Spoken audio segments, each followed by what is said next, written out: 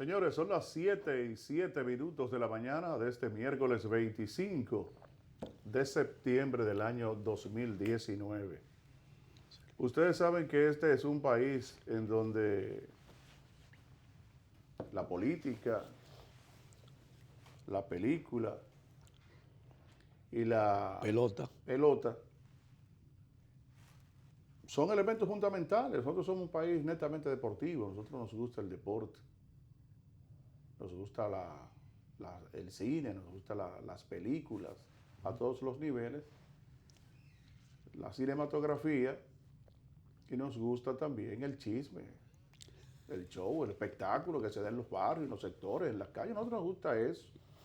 Eso forma parte de nuestra cultura, forma parte de esa P que identifica al pueblo dominicano. Y de la política, un país eminentemente político. La política saca totalmente del contexto público las propias necesidades incluso del pueblo dominicano. Pero hay que decir lo siguiente, miren, en lo concerniente a esas primarias del PLD, que son las que más se mencionan, porque está la del PRM, pero allí la situación no es tan beligerante como las que se están produciendo y llevando a cabo en el Partido de la Liberación Dominicana, donde incluso hasta un sacerdote ayer en el Santo Cerro habló de las imposiciones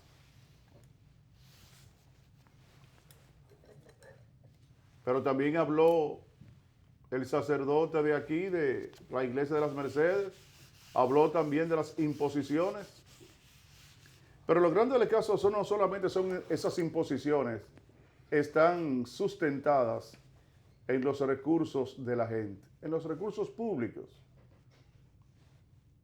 Porque como les reitero, el PLD, Danilo Medina, no puede decirle a la población que esos son cuartos de donación. No, hombre, no.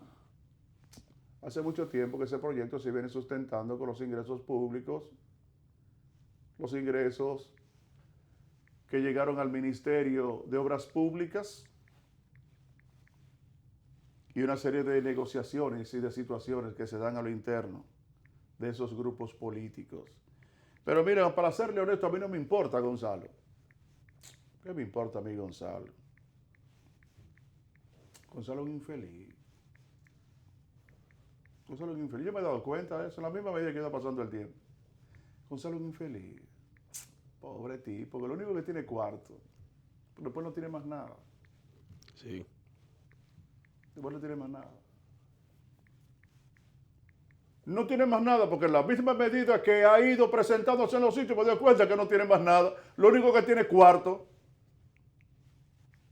Como me dijo un señor una vez allá en Santiago, en el Almirante de Santiago, una charla que fui a impartir hace unos años ya sobre la importancia de la comunicación oral. Y él me dijo a mí que él ha estado trabajando desde que tenía 12 años y que él sabe que lo único que tiene es cuarto, pero que después no tiene más nada.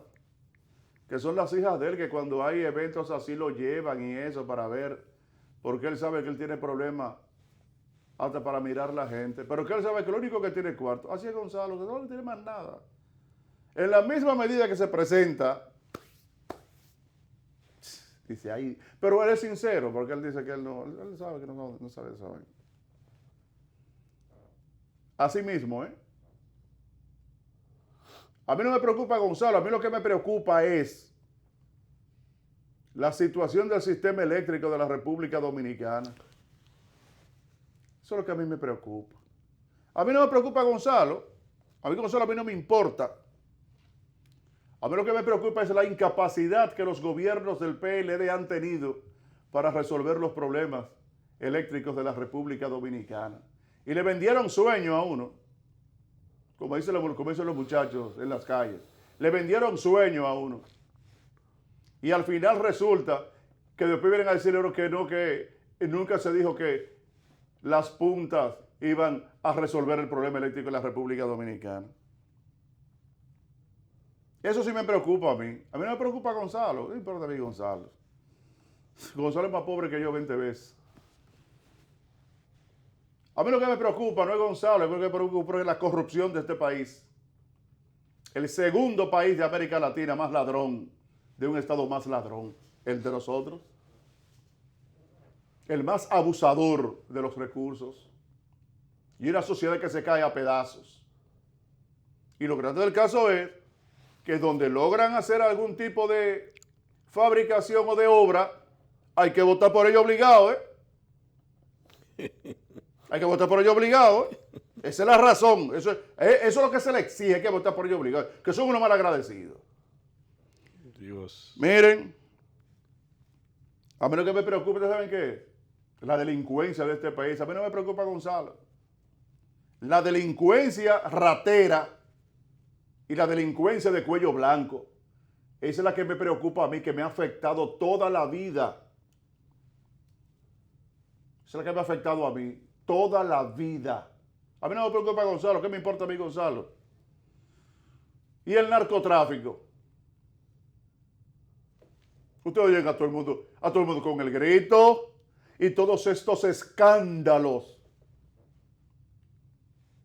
de narcotráfico en este país, que como dominicano y todo lo que conozco con relación a todo esto que trasciende y a toda esta truchimanería, toda esta complicidad de las autoridades con el narcotráfico, me dicen a mí que yo vivo en un narcoestado. Hoy ustedes no ven un muchacho, lo agarran y que porque para quitarle el arma al policía. Mentira, él dijo no fue por eso que yo lo maté. Fue porque me dio a vender una droga y tuvimos una diferencia con los cuartos.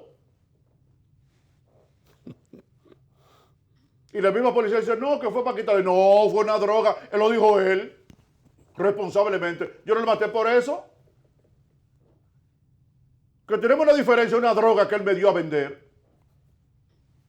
Para hablarnos de eso. Entonces ustedes saben lo de César el abusador, lo de Florian, lo de Quirino, lo de todo el mundazo. Eso sí me preocupa. A mí no me preocupa Gonzalo. Gonzalo. A mí lo que me preocupa como dominicano es el tráfico de influencia de este gobierno. Eso sí me preocupa a mí, el tráfico de influencia de este gobierno. Lo tienen todo. Y eso lo hace el tráfico de influencia y de la intolerancia, porque son intolerantes. Y ustedes se van a ir dando cuenta hasta dónde es la intolerancia de este gobierno, que dice ser democrático. Y lo que menos tienen ellos es ser democráticos. Porque lo que debe ser todo demócrata es recibir con atención las diferencias. Todo lo contrario. Si te opones a ellos, tú eres lo peor. A mí no me preocupa Gonzalo. No. No, a mí lo que me preocupa es la tasa del precio del dólar. Ahí sí es verdad. Vamos a llegar a diciembre con la tasa en un 53% y cuidado. Y eso implica inflación, crecimiento de los productos de primera necesidad, disminución de las importaciones, disminución del circulante, todo. Carestía en los alimentos, sobre todo. Entonces usted va a tener que llegar a un lugar, porque cuando Hipólito llegó a 50 era la casa del terror, y ahora ¿qué? Una farmacia. Ni una farmacia, porque muchas veces usted va y te toma los medicamentos y tiene que esperar un tiempo. Ahora los supermercados y los centros comerciales, yo no sé qué son, serán un convento. Eso sí me preocupa. A mí no me preocupa Gonzalo. Gonzalo es más pobre que yo 20 veces. 20 veces Gonzalo es más pobre y más infeliz que yo. A mí lo que me preocupa es el desempleo, no es Gonzalo. Y este gobierno ha sido capaz de darle respuesta a eso. Vaya por las provincias del país para que usted se dé cuenta hasta dónde son los niveles de pobreza producto del desempleo y la falta de oportunidad que tiene la gente aquí en este país. A mí no me preocupa Gonzalo. Son 20 años de dirección política que no han sido capaces de resolver un solo de los problemas de la República Dominicana. En 20 años un solo. Todo lo contrario. Se ha agravado. El Estado es cada vez más pobre. A mí no me preocupa Gonzalo. A mí lo que me preocupa es la impunidad de este país. Del sistema de justicia debidamente controlado por los que dirigen. Se van a conocer los casos y se van a sancionar con el castigo que merece quien decida el Palacio Nacional. Ya saben ustedes, fíjense, el triste hombre de Henry Molina al frente de la Suprema Corte de Justicia. Ya, de verdad que la gente cómo termina, no cómo comienza, Qué pena. Pues yo creí que Henry se respetaba.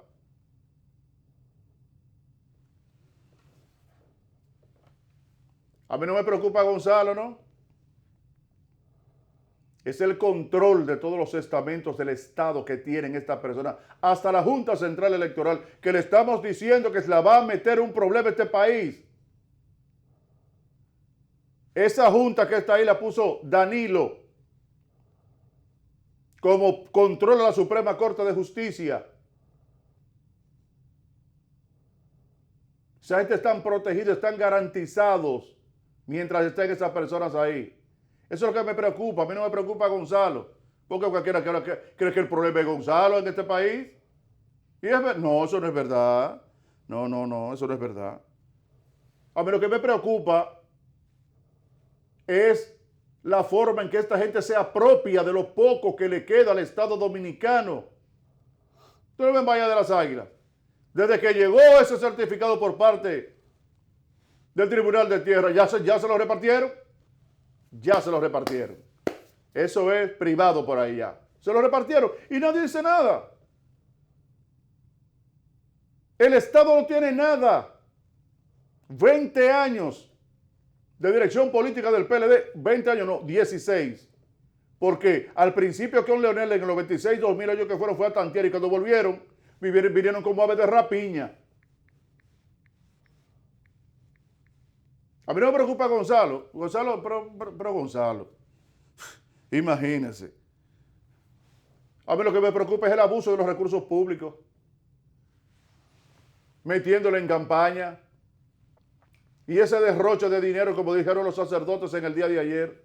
A mí me preocupa eso. Porque aquí hay gente, aquí hay comunidades que por 3 millones de pesos no se les resuelve un problema a una comunidad de algunas 500 personas. ¿Ustedes comprenden? Porque la gente puede creer ahora que es Gonzalo el problema. No, el problema no es Gonzalo. No, el problema no es Gonzalo. El problema ni es Gonzalo, ni nada de eso. No, son estos los problemas de la República Dominicana. ¿Quién lo va a resolver? ¿Quién va a contribuir a que fueran ser paleados? A que pueda ser un país diferente. ¿Usted sabe la vergüenza que es esa? Que en América Latina somos el segundo país, después de Venezuela, donde hay más corrupción, donde hay más robo. La corrupción es robo, tráfico de influencia, apoderarse de los recursos públicos, malversación de fondos.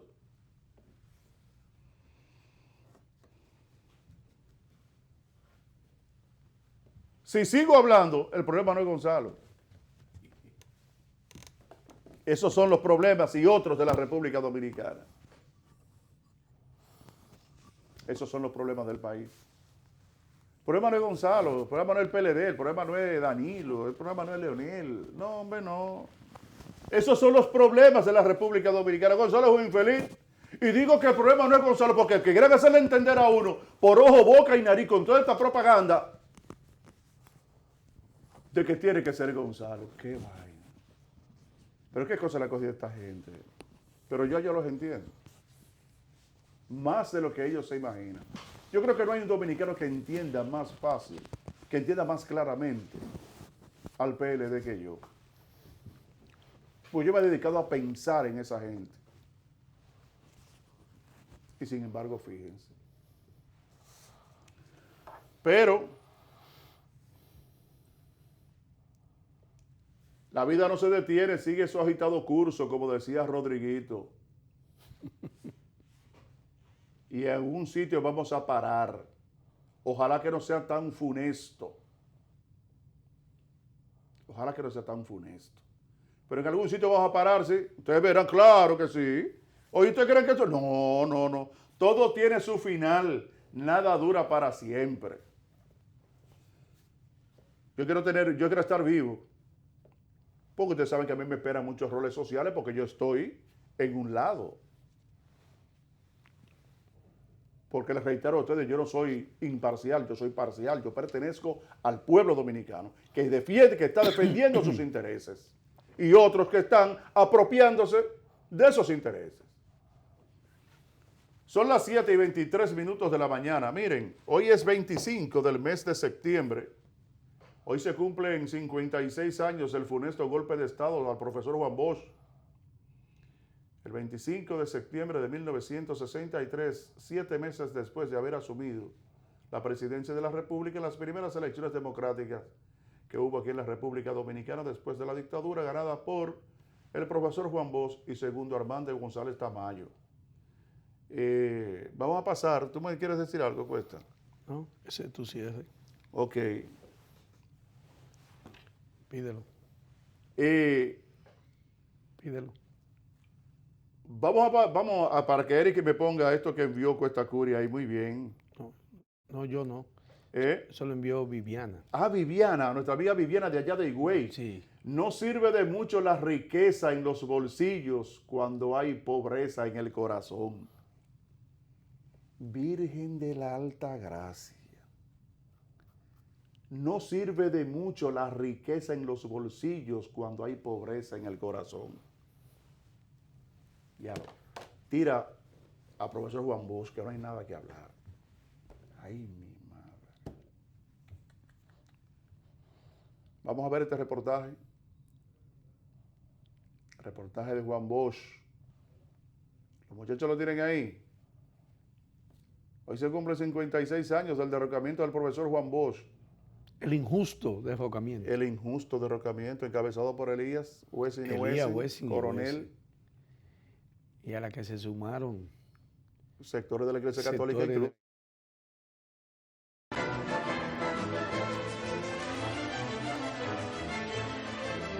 Exigen que se respete el derecho ajeno, porque sin respeto al derecho ajeno no puede haber paz, y sin paz no puede haber bienestar para los millones de dominicanos que reclaman una vida mejor.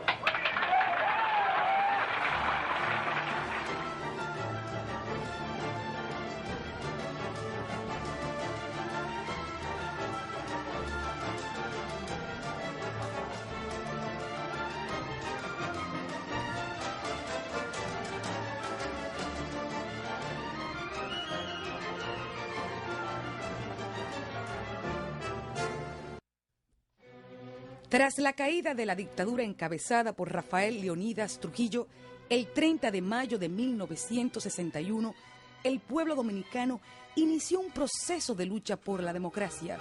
Se vivieron horas inciertas con la familia del tirano, que pretendía perpetuarse en el poder, y las fuerzas democráticas que combatían para impedirlo.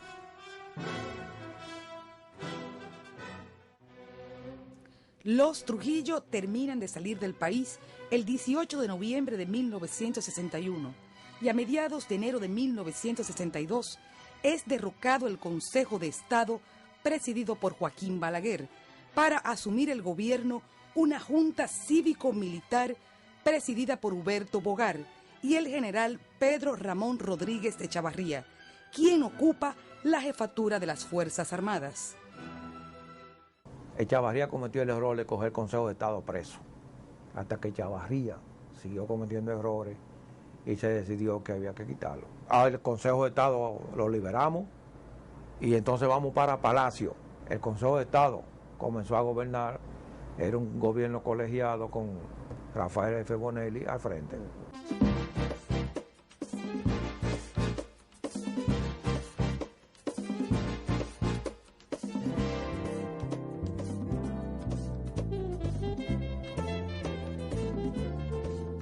El 20 de diciembre de 1962 se celebran elecciones en las que se enfrentaron el doctor Viriato Fiallo de la Unión Cívica Nacional y el profesor Juan Bosch del Partido Revolucionario Dominicano, el cual resultó electo por abrumadora mayoría de votos.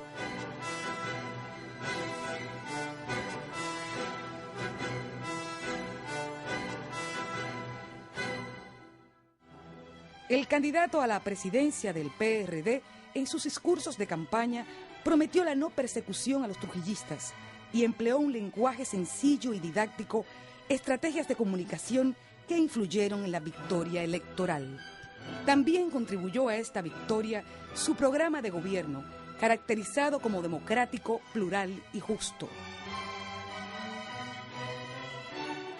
A principios de febrero de 1963, antes de asumir la presidencia, Juan Bosch convocó a los legisladores electos a integrar el Congreso Constituyente con el objetivo de impulsar un proyecto democrático e institucional para dotar al país de una constitución que respaldara jurídicamente las reformas contenidas en el programa que presentó durante la campaña electoral.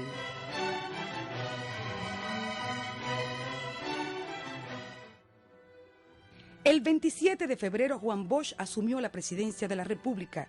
A la toma de posesión asistieron prominentes políticos latinoamericanos, presidentes de diferentes países y, de manera significativa, el vicepresidente de Estados Unidos, Lyndon B. Johnson, en representación del presidente John F. Kennedy. En el discurso de toma de posesión, Bosch recurrió al léxico sencillo y directo de la campaña, proclamando desde el Congreso Nacional el nacimiento de una nueva era de libertades y bienestar para los dominicanos.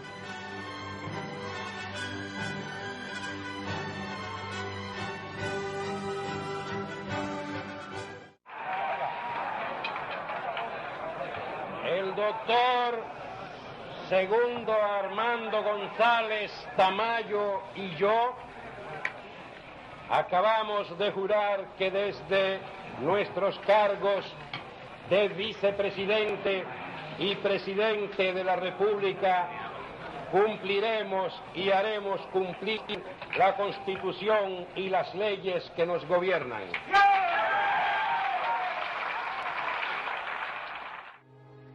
Sus promesas de campaña comienzan a aplicarse en lo inmediato, pero un clima de dificultades heredadas del Consejo de Estado, especialmente la crisis económica que los dominicanos soportaban con pesar y estoicismo, obligó al gobierno a tomar medidas urgentes, como fueron la petición a los empresarios del pago por adelantado de los impuestos, la regulación del gasto público y la creación de una oficina de control de precios para evitar la especulación con los productos de primera necesidad. La disciplina en el gasto público corrigió distorsiones económicas heredadas del gobierno anterior, como fue el desequilibrio en la balanza de pagos. El gobierno adoptó otras medidas, entre las que se encontraban la recuperación de los bienes del Estado en manos de la familia Trujillo, la rebaja de los sueldos a los altos funcionarios, que incluía al propio presidente de la República, las restricciones en el gasto de las instituciones autónomas del Estado, las cuales gozaban de presupuestos muy elevados, y la obligación a los exportadores de entregar al Banco Central el 100% de las divisas obtenidas en sus operaciones.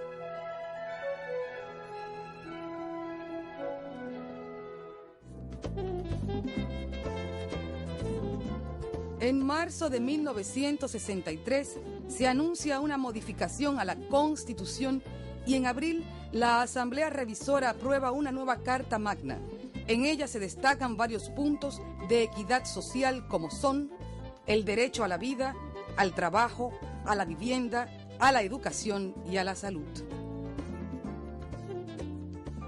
Se prohibía los latifundios, las propiedades de tierra a los extranjeros y se establecía la expropiación por causa de interés social. La libertad de expresión fue favorecida de manera significativa con las nuevas leyes de 1963. al quedar consignada la libertad de prensa y la libre expresión del pensamiento, el derecho de los obreros a agruparse en sindicatos y el derecho a huelga. Con respecto a los derechos sindicales, también se introdujeron cambios novedosos, como el derecho del trabajador de participar de las ganancias de la empresa y a tener un salario equitativo. Uno de los puntos de mayor trascendencia fue el concerniente a la reforma agraria, que beneficiaría a un gran número de dominicanos, ya que para la época una parte importante de los núcleos poblacionales se localizaba en la zona rural.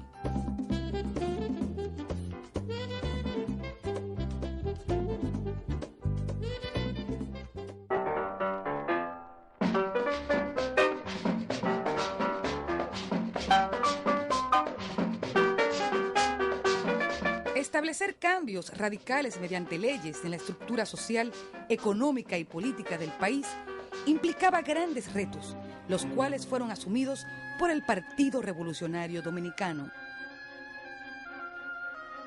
A esos cambios se resistían los grupos de poder que durante largos años se beneficiaron de la situación prevaleciente. La oligarquía dominicana sufría un atraso secular que le impedía asimilar y entender los cambios sugeridos por una nueva generación de dominicanos seguros de la posibilidad de que el país entraría definitivamente en la modernidad.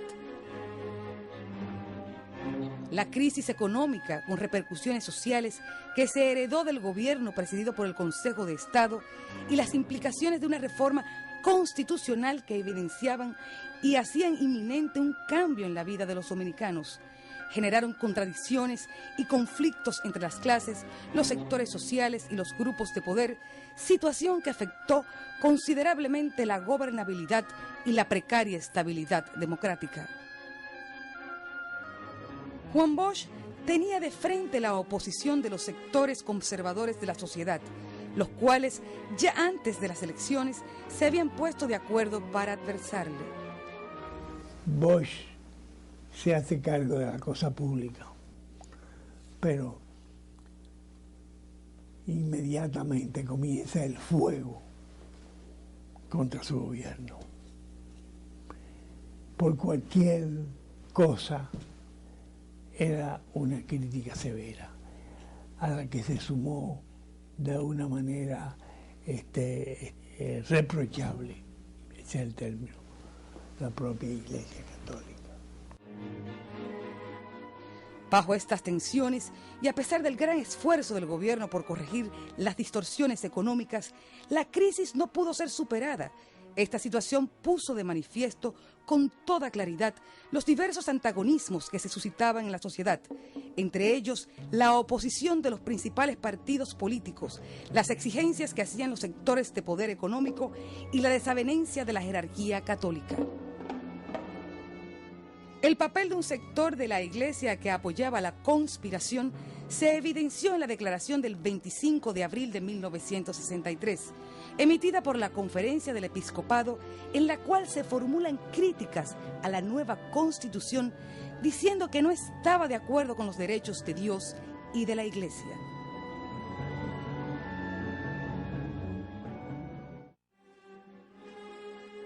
En este conflicto social, la clase obrera se enfrentó al empresariado y al gobierno por sus reivindicaciones salariales. En numerosas jornadas de huelgas exigieron sus derechos. Las de mayor efecto fueron hechas por los trabajadores de la manicera y los cortadores de caña del Central Romana.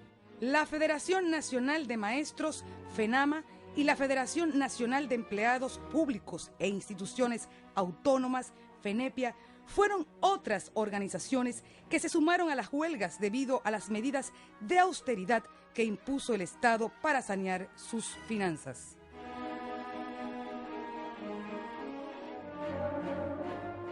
En junio de 1963, los problemas económicos y la agudización de los conflictos sociales, así como el estallido de violentas huelgas, dieron pasos a los planes conspirativos contra el gobierno. La campaña de los opositores tenía como único objetivo derrocarlo. En el mismo mes de junio surge Acción Dominicana Independiente, cuyo propósito era luchar por la democracia y en contra del comunismo. Utilizó como pretexto principal que Bosch y su gobierno podían conducir al país a un régimen comunista.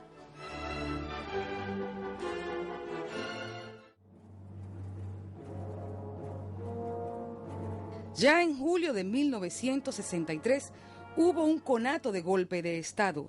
Los partidos populares pidieron ayuda a las organizaciones de izquierda y al pueblo para apoyar al gobierno y enfrentar el golpe.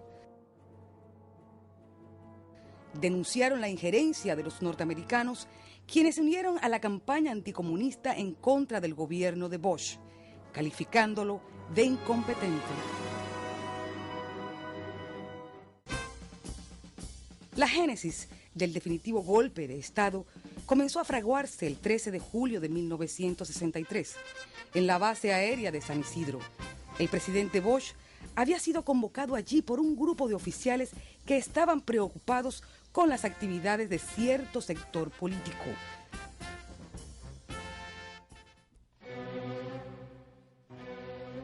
El contenido de esa reunión fue explicada por Bosch unos días después durante una alocución televisiva.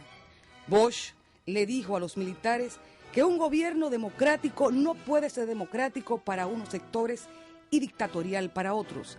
Agregó: si las Fuerzas Armadas persisten en eso, búsquense otro que gobierne, porque yo no estoy dispuesto a encabezar una dictadura total o parcial en la República Dominicana.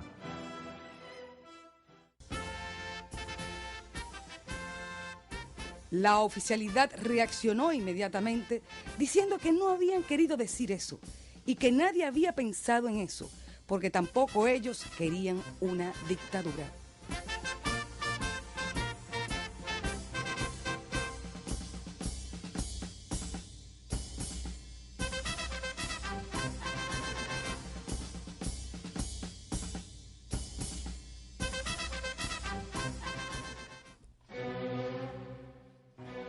Ante ellos, Bosch se quejó de que le querían establecer líneas políticas y les dijo que habían dejado de ser militares a políticos